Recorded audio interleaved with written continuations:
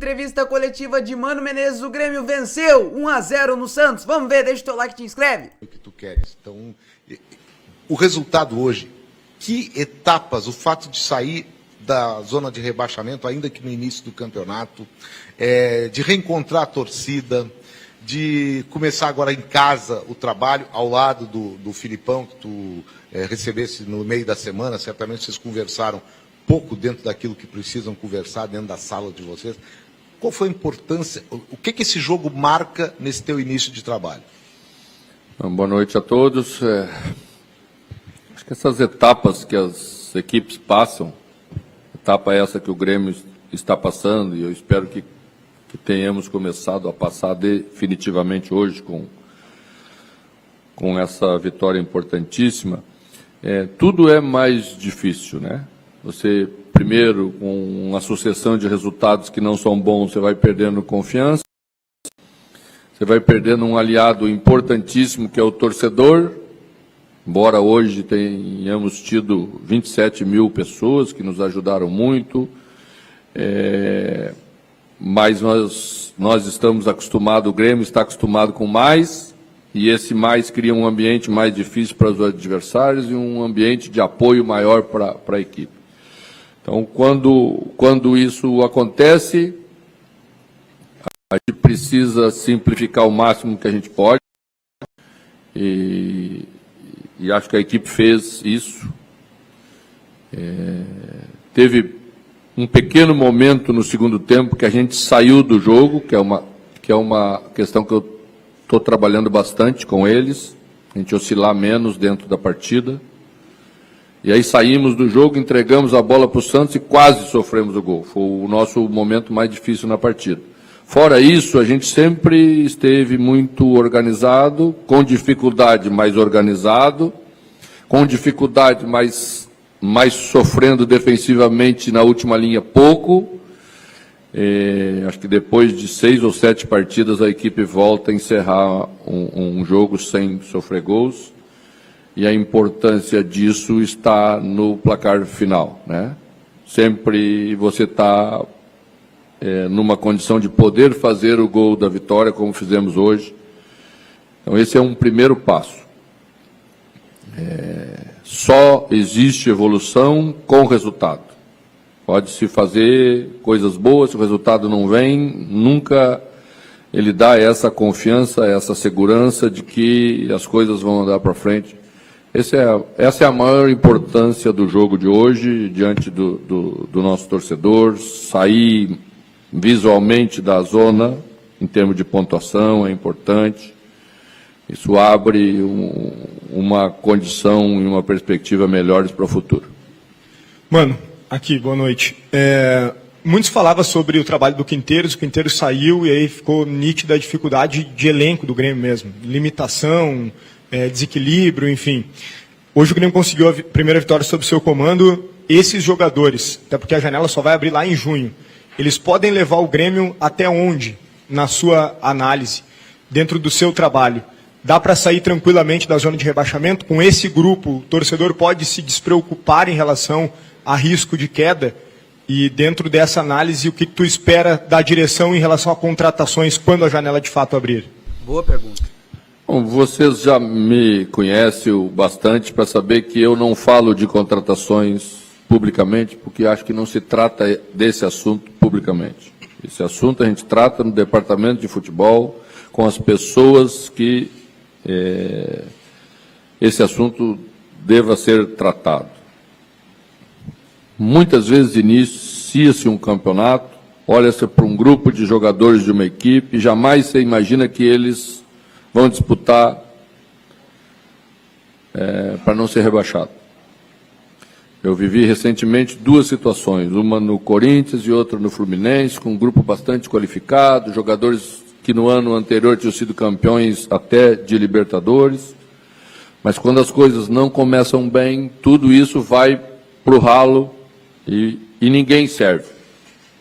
Por que eu falo em organização de equipe, que eu mais acredito, em trabalho?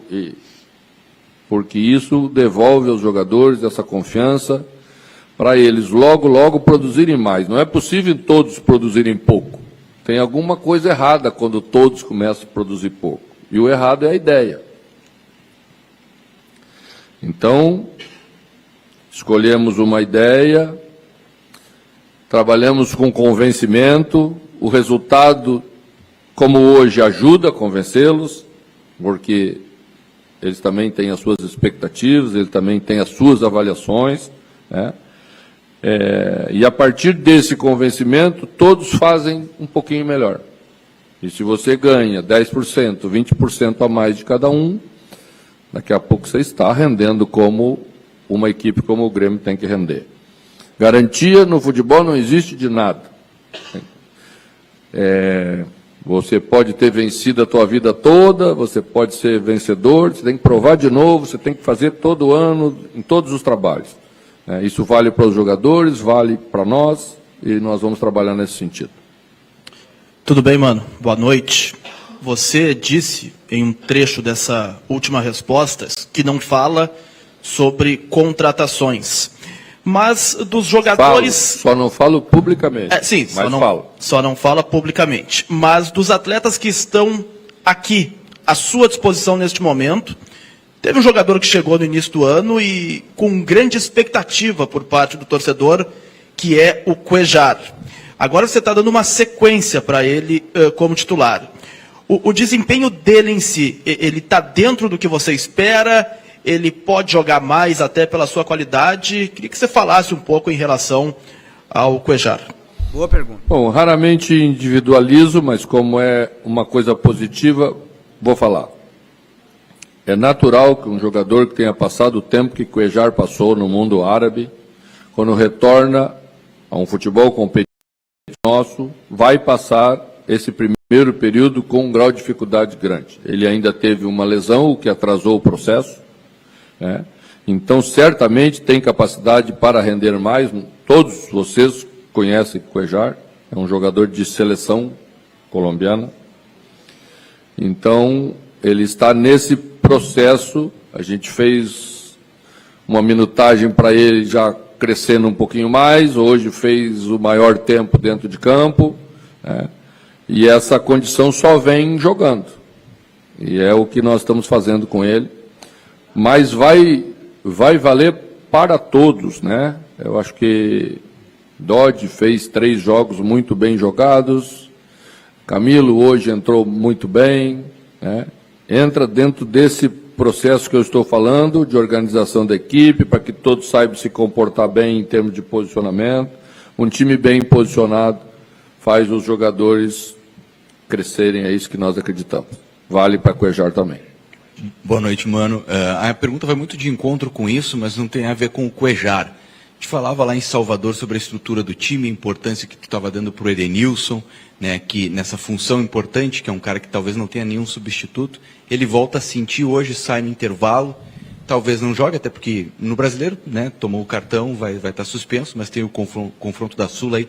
Como projetar esse Grêmio agora? Porque o Edenilson ele fazia uma parte muito importante desse meio-campo, que é bem próprio do que tu estava pensando. Começa o Grêmio a se desenhar dessa forma, partida após partida, e agora tu perde essa peça importante que é o Edenilson.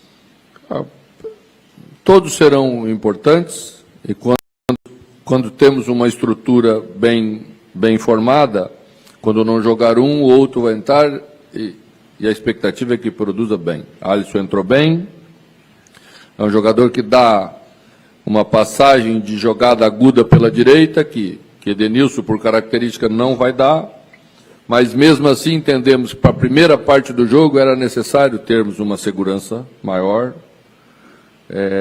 para não sair atrás no marcador, sabendo o grau de dificuldade que o jogo ia apresentar pelo contexto todo, não só pelo adversário, por nós mesmos, né?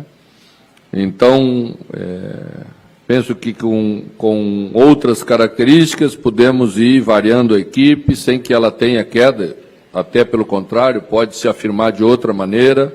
Quando estiver mais confiante, vai poder ser mais ofensiva, porque tem que ser mais ofensiva. Então, vamos trabalhar para solucionar de outra maneira. Vamos ter a oportunidade no jogo da Sul-Americana para ver como a equipe se comporta desde o início sem ele. Futebol é assim. As coisas vão se arrumando e às vezes se arrumam de maneira diferente até do que o próprio treinador imagina, e a gente procura respeitar o campo.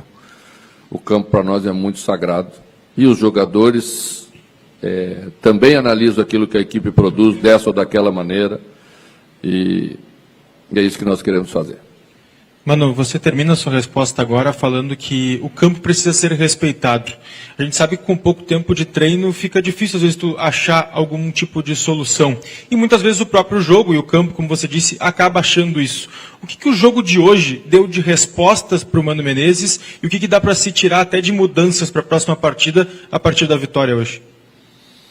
Bom, o caminho que nós escolhemos é ir mexendo pontualmente na equipe. Porque se eu mexo sempre na estrutura da equipe, fica difícil até de mensurar aquele que rendeu melhor ou aquele que não rendeu tão bem. E você não vai a lugar nenhum, né?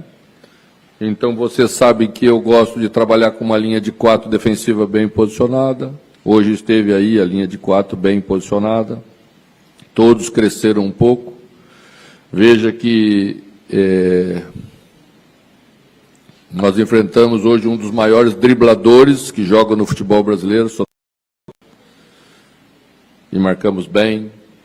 Mesmo sendo menino, jogou 70 minutos com cartão amarelo e soube se comportar, porque não é fácil, né? Então tivemos muitas vezes que dobrar, nossos volantes dobraram, nossos extremos dobraram, Edenilson muito no primeiro tempo. Depois, no segundo tempo, fizemos um pouco mais com o Cuejar, para tentar deixar Alisson um pouquinho mais liberado para puxar o ataque. Eu acho isso o caminho que a equipe vai tomando, são as coisas que nós vamos vendo, mas sempre tentando manter ideia, porque sem ideia não se vai a lugar nenhum. Mano, tu chega à tua quarta partida e fica nítido que aos poucos tu vai encontrando soluções, o campo está falando. Hoje o Grêmio ganhou quase que na marra, né? Na vontade de roubar uma bola, na força física de um menino que arriscou. Outro menino que parece estar ajustando a tua defesa é o Serrote, os dois com o DNA gremista, Alisson e Serrote. O quanto que isso faz diferença? Tu daqui a pouco apostar em um menino da base, o que tu precisa passar para ele de confiança? A gente viu a tua conversa com o Serrote para ele segurar, para ele não ser expulso. Eu queria que tu falasse especialmente desses dois jogadores, e para ser justo, já que eu te perguntei nas últimas coletivas em relação ao sistema defensivo, hoje a linha de 4 funcionou. Hoje o Grêmio não vazou por trás. Pode ser também por conta dessa escolha do parceiro do Gemerson ali do lateral? O futebol é um conjunto de fatores, né? Fagner também mantém um pouco mais de posicionamento, desmancha menos a linha, isso é por característica de jogador, né? Tem uns que a vida inteira perseguiram mais, eles são assim e a gente sabe que quando eles jogarem, eles vão fazer isso. Aí nós temos que completar a leitura dos outros, né? Quando eu falei que lá no jogo passado a gente fez um abafa com 3 jogadores ao mesmo tempo, nos custou caro, né? Nos custou caro porque demos um gol para o adversário e daqui a pouco deixamos de escapar um resultado.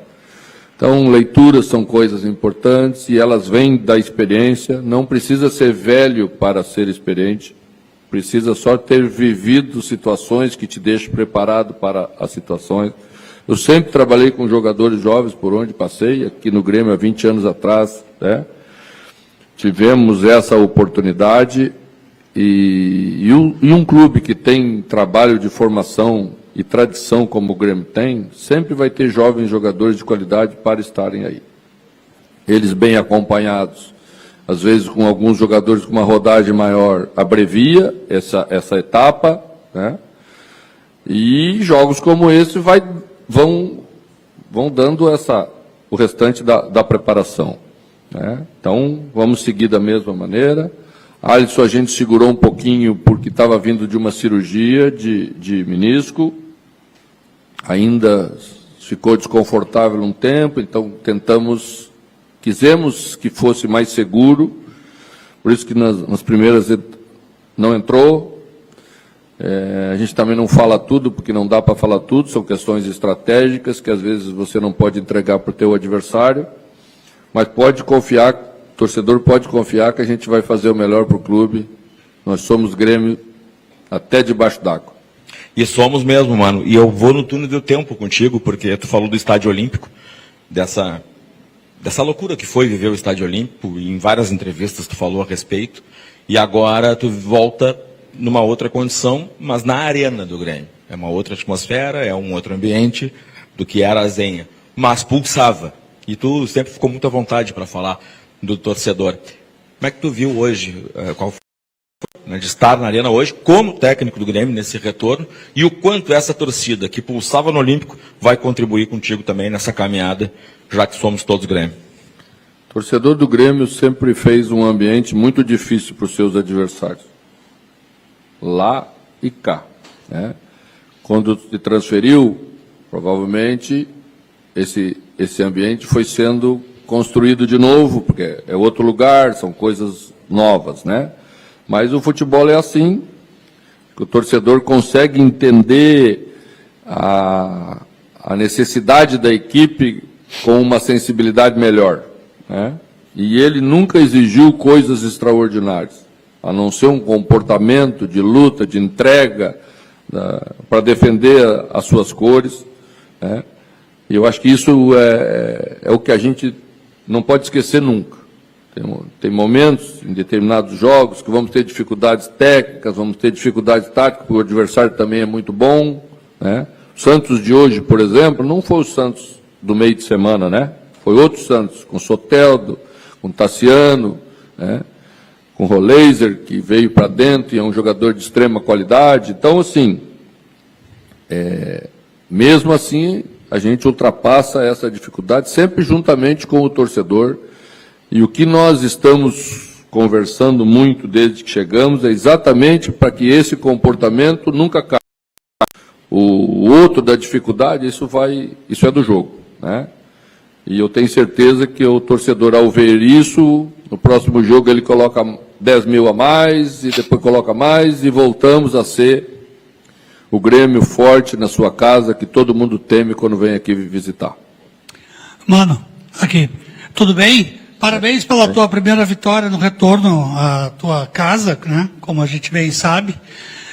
Entre duas equipes que tinham um desempenho técnico e emocional bem semelhantes para o confronto direto de estarem na zona de rebaixamento, posso dizer que quem venceu foi aquela equipe que teve o perfil emocional e comportamental que tu entendes muito bem, é um dos pioneiros nisso, trabalhado e venceu quem teve isso melhor trabalhado ao longo da semana? É muito difícil falar. O Kleber acaba de assumir o Santos, fez 4 treinamentos, 3 treinamentos e meio, né? E nem tudo se resume a só querer, né? Senão era também fácil. E também quando não se consegue atingir o objetivo, então íamos dizer que não quisemos tanto. Não é assim, né? Existe a questão técnica dos jogadores, os momentos que estão atravessando. E eu achei que a gente soube se comportar com as limitações do momento e as pressões do momento, né? E é isso que tem que fazer nessa hora. Para sair dessa situação, primeiro pensamos nisso prioritariamente. É um conjunto de fatores e acho que esse conjunto de fatores tende a melhorar. Estamos muito contentes mesmo com o resultado, sem dúvida nenhuma, porque era importantíssimo conquistar na tarde de hoje. Mano, aqui.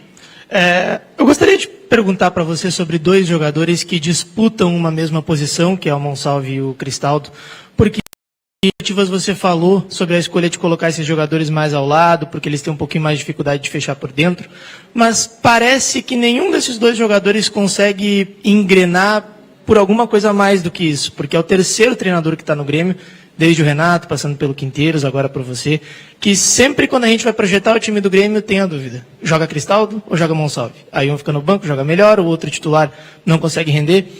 Eles têm idades diferentes, momentos de carreira diferentes.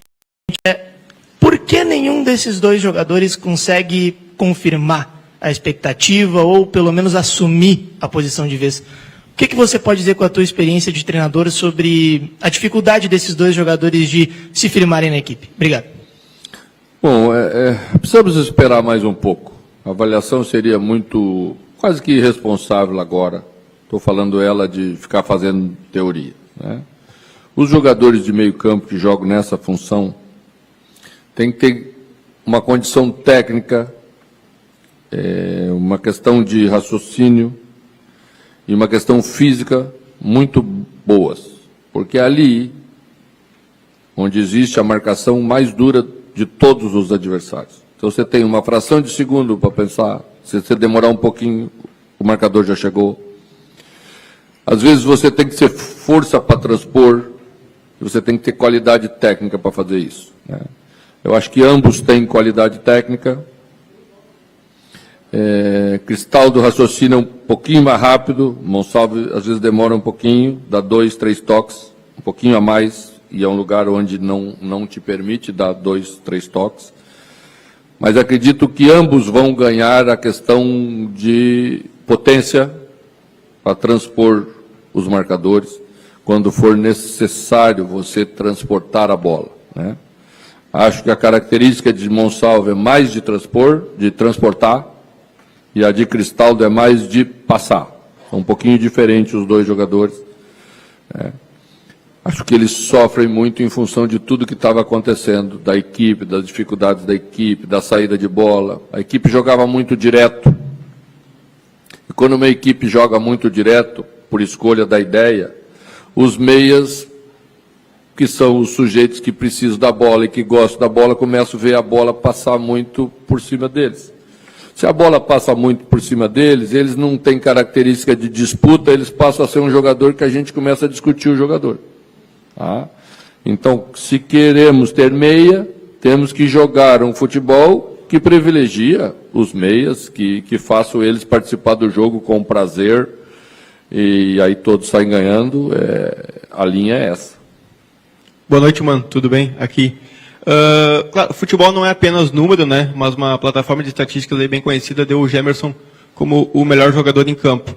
Como recuperar a confiança desse jogador junto à torcida, né? Uma sequência de atuações positivas. E se me permite mais uma, em caso seja necessário, se é possível, também uma sequência de Wagner Leonardo e Kahneman jogando juntos, mesmo sendo dois canhotos. Obrigado. Olha, a questão de jogar dois canhotos numa dupla de zaga é raro, né? Você sabe que é raro. O canhoto, por si só, tem uma lateralidade maior, que às vezes dificulta, porque dois destros jogam e dois canhotos às vezes não jogam, tá? Então não é só por uma questão de preferência. Então, por isso que ao longo do tempo, dificilmente você enxerga um lateral esquerdo jogando de lateral direito, um canhoto jogando de lateral direito, e já viu vários destros jogando de lateral esquerdo. Uma vez eu fiz disfarçado de linha de 3, segurei o lateral direito para ser um zagueiro quase de direita, deixei um zagueiro canhoto de líbero e deixei um outro canhoto de stopper pela esquerda. Stopper é novo, não é do teu tempo. Mas aí você tem que mudar o jeito da equipe jogar, porque senão ela fica muito torta. E provavelmente, ao ver um jogador canhoto jogando pela direita, o adversário vai induzir a saída de bola sempre pelo lado contrário e nós vamos ter dificuldade. Tá? Então, não digo que nunca vai acontecer, mas ainda prefiro manter o mais normal. Primeira pergunta. O futebol é isso mesmo, né? Você joga um jogo bem, achei que Gêmeos já fez um jogo bom lá na Bahia contra o Vitória. Tá? E acho que o caminho é esse, à medida em que simplifica e que posiciona bem. Zagueiro precisa muito de posicionamento, muito de posicionamento. Quando ele está correndo atrás de atacante, o atacante sempre sempre não, mas que 99% dos casos, ele é melhor tecnicamente do que o zagueiro. Então você não pode ficar correndo atrás de atacante. Vai passar vergonha, o atacante é rápido, é mais habilidoso. Então, o defensor precisa minimizar essa diferença que existe com o posicionamento. Quando a equipe está bem posicionada, como esteve hoje, na maioria dos casos, ele ganhou os duelos, ele jogou bem. Quando a equipe não está tão bem posicionada, ele vai ter dificuldade, como outros terão em qualquer lugar. Mano, boa noite. Queria te questionar, o senhor citou algumas vezes já na entrevista a questão do posicionamento, de ser um momento de simplificar. Não sei se usou a expressão de dar um passo atrás, eu não me lembro se chegou a hoje citar essa expressão. Eu queria lhe questionar, a gente viu no Grenal, que foi quando o James assumiu na troca de comando, o Grêmio, naquele jogo, teve uma marcação bem alta, teve uma marcação ofensiva, pressionava muito a saída de bola. E nos jogos sob teu comando ainda não teve algo parecido com isso. Queria só questionar o senhor se isso é uma ideia de ter realmente jogar sempre com o bloco mais baixo de marcação, esperar um pouco mais o adversário, ou se é uma questão de momento e daqui a pouco, com a evolução, hoje pelo menos na minha opinião, a gente que já foi um pouco mais, já pressionou um pouco mais em relação aos outros jogos. Se é uma questão de jogar em casa, se é uma questão dependendo do adversário, se é algo pontual ou é algo, uma filosofia que o Grêmio vai marcar mais recuado mesmo? Obrigado. Boa pergunta. Às vezes não é por uma escolha da gente, às vezes é por mérito do adversário. Você não consegue subir porque, por exemplo, primeiro tempo, no momento do jogo que nós não conseguimos pressionar de jeito nenhum e o Santos tinha 4 jogadores no meio campo. E Roleiser saiu da extrema e veio se juntar aos jogadores do meio campo. Ele, Tassiano, mais João Schmidt, mais o venezuelano lá, 8. Soteldo. Rincon, sempre tinha um jogador livre. Então, Marlon estava sobrando sem marcação.